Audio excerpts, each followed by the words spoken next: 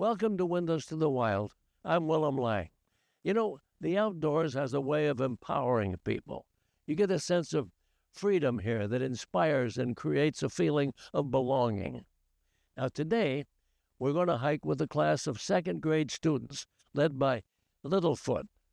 Whether you've heard of Scarlett or not, you'll take away something meaningful from her story. But first, we're going kayaking. Waypoint Adventures is a Massachusetts-based nonprofit organization that challenges people with disabilities to discover their potential through outdoor adventure.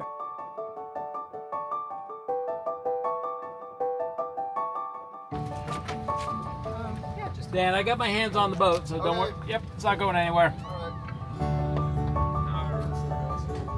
Before families arrive, work begins. Because this is the opportunity for families to do something together. So it's not just the participants who go on a kayak. We get the mom, the dad, brothers, siblings, cousins, whoever's here. We try to get them out on a kayak. Staff and volunteers from Waypoint Adventure prepare for an outing on the water. The Massachusetts-based nonprofit has a mission to help get people with disabilities outdoors. 20% of people have a disability. It's the world's largest minority group. And in the United States, we spend billions of dollars on outdoor activities, outdoor recreation, adventure, and people with disabilities face some particular barriers that sometimes prevent them from accessing those kinds of activities. Dan Minnick is co-founder of Waypoint Adventure. He studied outdoor education at the University of New Hampshire and then put it into practice. I studied outdoor education, also qualified for work study. So I ended up getting a job where I worked one-on-one with 3 young men who had disabilities. And I got to know them and their families and started to become aware and understand some of the barriers that they were facing that prevented them from doing things that I was studying in school and just doing for fun, recreating. Our activity today is kayaking, but we also like to have a goal that is much bigger than just our activity, something that we can take home with us and work on as we grow up. So we'll talk about our goal, and then we're gonna get ready to kayak. People of any age and any disability discover places they might not otherwise experience. We hear from many of our friends who have disabilities that one of the hardest challenges that they face associated with their disability is social isolation, and often don't get an invitation. And so that's not a giant barrier, just extending the invitation.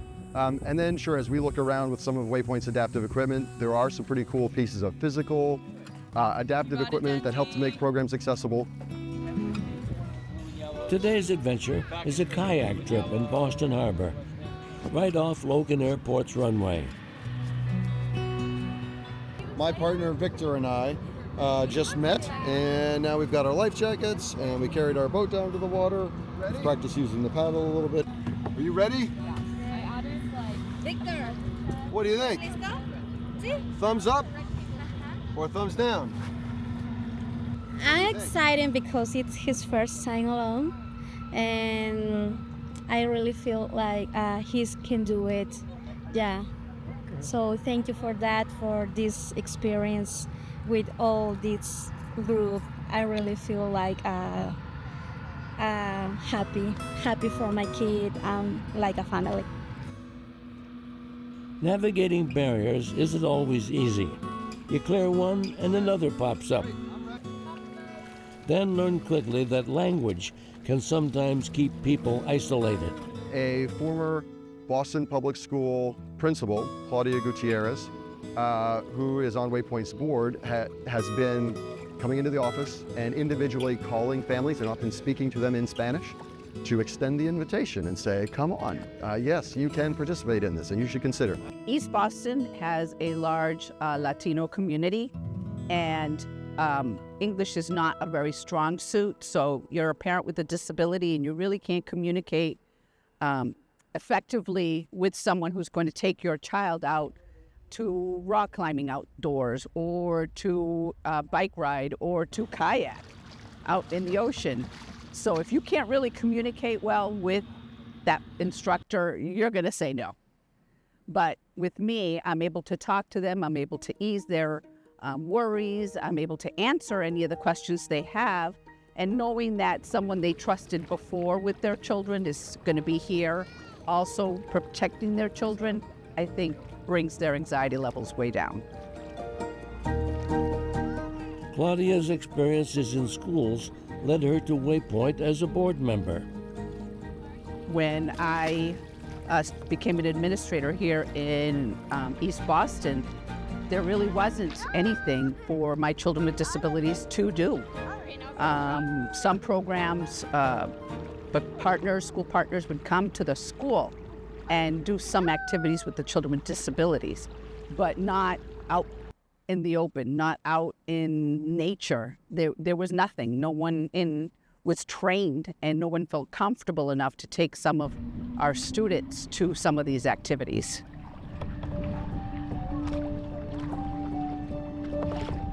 And so even today's location, we're at Constitution Beach in Boston, across from the airport, accessible by a T-stop. And so this place was chosen intentionally to remove some of the barriers that oftentimes people face in accessing the outdoors.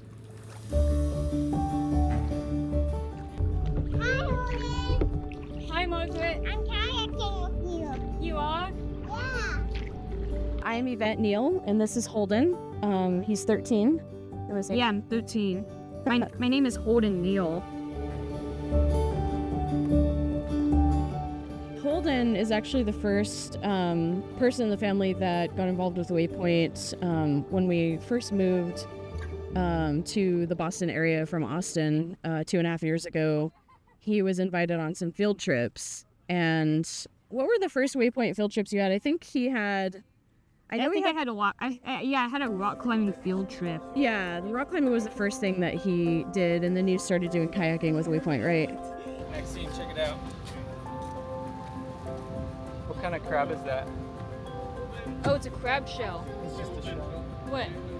Do you want your water with you? Oh, is that a crab shell? Yeah. Cool. Look at its mouth. Look at the crab's mouth. Oh, that's awesome, Holden. Holden lives with autism spectrum disorder. So do his siblings. And he was the first person in the family to ever kayak. He was excited about it. We got lots of great pictures back. And then we sort of started exploring more kayaking for the whole family. I also had Waypoint adventures at the Edgerly School. Oh, did you? Yeah, I had Waypoint adventures like at the Edgerly. What kind of Waypoint adventures? Like hiking and more rock climbing. Oh, neat. Okay. I want to try and find a horseshoe crab, and also just some regular crabs. But what are regular crabs? They're just like the normal crabs you find on the beach, like the green crab. The green ones.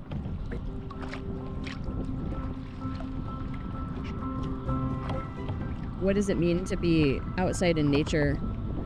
Is that important to you? Yeah. In fact, I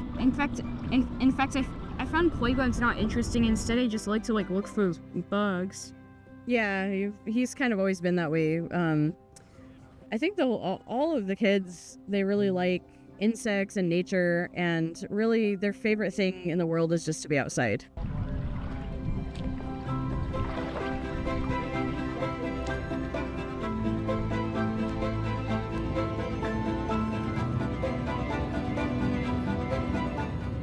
It's a great equalizer, because when you're all out on kayaks on the water, you're kind of all in the same situation. It's very peaceful, and it's really true.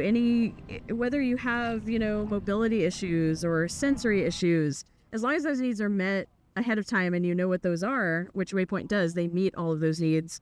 It's great. I mean, everybody has fun, and nobody's thinking about what makes us different. Yeah, last time my brother had a horseshoe crab. You want to hand that over? Yeah. You don't mind? Did you find a hole?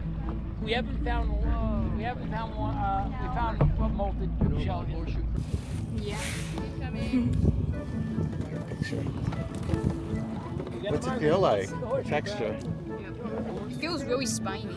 It's really about showing that we all can be out in the natural places. It's just some of us might need a little more time to get ready and accustomed. We might need a special piece of equipment, but it's really about showing that like it's all available for all of us to get out there and do it. And kind of sometimes to see these beautiful natural wonders that are in our backyard. Well, how do you feel about Waypoint? I know I talked a lot about like your adventures with Waypoint and being included, being, remember last time they were talking about belonging, that everybody belongs? Yeah. So how do you feel about that? Okay, it feels good.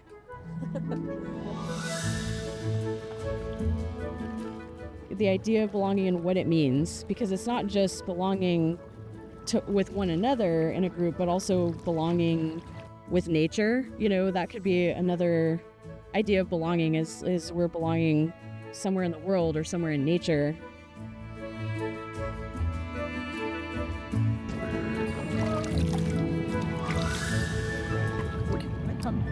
Victor, how we doing? The end? Or not so good?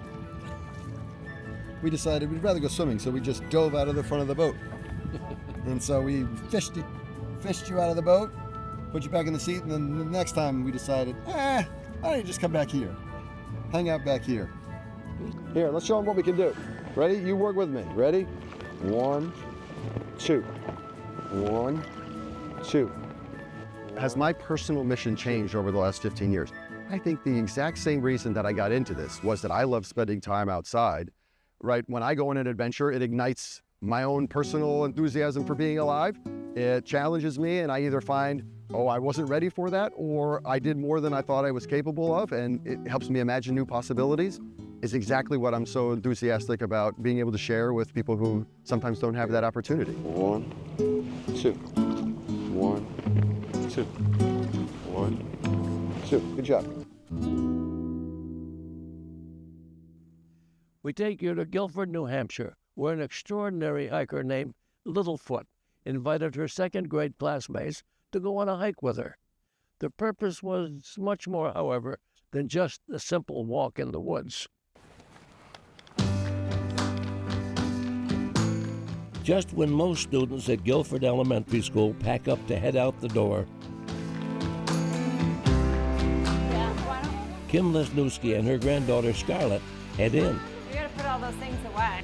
Today, remember, we're doing the scavenger hunt. Kim and Scarlett, along with parent volunteers, prepare a room full of students for an outing. Can I spray you? All right. In the beginning, it's a little bit of chaos, organized chaos, getting the kids all ready to get them out here. But once we get them out there, we have it pretty much this year. We have enough volunteers that every adult has about 3 or 4 kids only. Do you want to be in charge of the lichen? Right behind the school, along the edge of the parking lot, is a trail. This is where the trip begins. So we take them out hiking, but what do we teach them? Leave no trace. And we also teach them hike safety. We met Scarlett a couple years ago at the foot of Mount Washington. She's known on the trails as Littlefoot. And believe me, she can climb. At that time, 6-year-old Littlefoot had already completed all of New Hampshire's 48 4,000-foot peaks. She did that before she turned 5. Later that year, we caught up with her on New Hampshire's Mount Hale. I think when we saw you guys last, we filmed her Winter 48 finish. Was that it? I think so. Yeah, it was the Winter 48 finish. Since then, she finished her New England 48 4 seasons. We finished that in November. She just needs the rest of her trail work, hours, to get her patch for that. Do you know what lichen is a home to? What animal? Kim and Scarlett have made it to the summits of nearly all of the highest peaks in New England. Little bugs. For safety's sake, they hike with a team, mostly adults. I don't know about...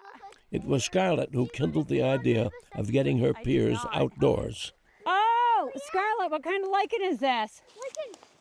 Is this? Oh, it was already detached. It's trumpet and green reindeer. Yeah. So it started one day we were on trail and Scarlett had mentioned about doing a hiking club at school and had asked. At mine. At her school, yeah, and had asked if it would be possible. And I said, well, let me think about that. So it took her a while. It took me a little while because it's a commitment. I mean, it's all volunteer and, you know, it's a lot of kids. So we talked about what we would teach the kids and what we would do during hiking club. Scarlett, what kind of tree is this? Is that an oak?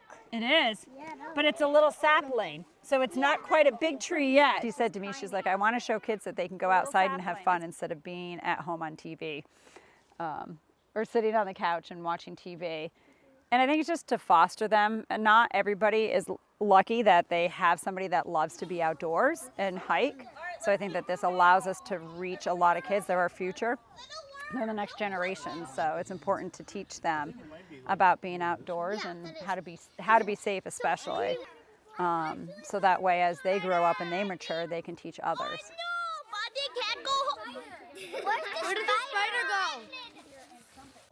Hi, I'm Kate, and I am here in volunteering role today with the Guilford Elementary School hikers. So I love hiking. I am so excited that they brought this program back again this year. They did it last fall, and I heard all the wonderful things about it. And I wish I could volunteer more, but oftentimes, because I teach, my schedule doesn't allow it. But this is such a great opportunity to get the kids out and explore our beautiful trails here in Belknap County. Okay. Did you see See anything? if there's anything in there. Cool. There's a lot of rotten wood. Can I see? During the hikes, students get close to nature. It's a fun way to learn about the world they live in. Good job. Nicely done. Absolutely. It's sometimes for some children, this actually works even better, this environment. From my experience, I teach also adults, and oftentimes I have classes outside where we have a walk and talk class where we're walking the trails while we are talking about healthy nutrition and life, setting goals in your life. For many, it's much more, it helps you free your mind, and you're more likely to maybe acquire new skills and knowledge when you're in the woods. It is. It's a great classroom. They learn all this cool stuff about, I mean, many people. Here's the pen. There you go. Let's see. Oh, it's part of a tree nut already opened. Oh. They learn about all the stuff in the environment. I mean, it's an education out here. I honestly never knew this much about lichen until I started hiking with Scarlett, and she found a love for lichen, and I've had to learn about it. So I've had to learn. It might be cinder. I think it might be. Yeah. Oh, you think it might be fluffy dust? It's not flat. It's definitely not. Oh yeah, it's fluffy dust. You would think they come home tired and want to nap, but they're so excited. They're so happy to share what they have experienced, what they have found. Like today, all these items on the scavenger list, it's amazing. Yay. Is it fun? Yeah. When you come home, what do you say? What do you say about hiking clubs? It's awesome. It's awesome, right? And they're also learning new things, In hiking. In hiking, yes. And I hope that one day then they will teach their kids to come out and play. Like me. Like you, yeah. Penny, what do we have to do at this trail junction? What do we need to wait for? There's The rest of the group. So let's just wait for the group. They learn how to work together. It's team building. You know, right now they're working in a group together. And, you know, like Penny's relying on Scarlett's knowledge of tree, and they all rely on the strengths of each other, and they work together. It's great. Scarlett and her grandmother never missed an opportunity to share their experiences and knowledge. Our plan for you guys would be to make noise. They partner with New Hampshire Fish and Game at public events, such as this one in Laconia. Together, they promote safe hiking. There's a lot of things that I'm a huge advocate for as far as getting kids outside, but I think I'm an even larger advocate for getting kids outside safely. And that's always just been huge. I mean, she's always carried a backpack. And she just graduated to her first adult backpack, and she carries almost 10 pounds. So for me, I want parents to realize you can do it, and they don't need to start with a backpack like this. They can start with an empty backpack. It's just something on their back. It's like your lifesaver. It has all your life-saving equipment in here. Where does it hurt? Because we see the dirt on his leg, but we don't know, did you bump your head? The minute somebody gets hurt, she'll be the first one. So I've got an ace bandage. And if somebody gets hurt, she'll go right up to them and try and help them. Look at how nice that cleaned up. Wow, Warren, good job she did. So I just think it's important for people and parents to realize that they can definitely get kids outside and do it safely. There's so much out here. The idea of a school hiking club came to Scarlett while on a hike. And like most things she puts her mind to, Good job. It's gaining traction. Good job, Amelia. I don't know if you already heard this, but when they announced this club, it was like booked within like 8 minutes, and there were not enough spots for more kids. So there's big demand and not enough spots. I think it's fantastic to have such a little star in the school and get other kids excited about hiking. And I think it's more relatable to kids to see someone their age to share the passion. Yeah. Good job, girls. We're fostering more than just being out in the wilderness and being out on trails, but we're fostering her personal growth.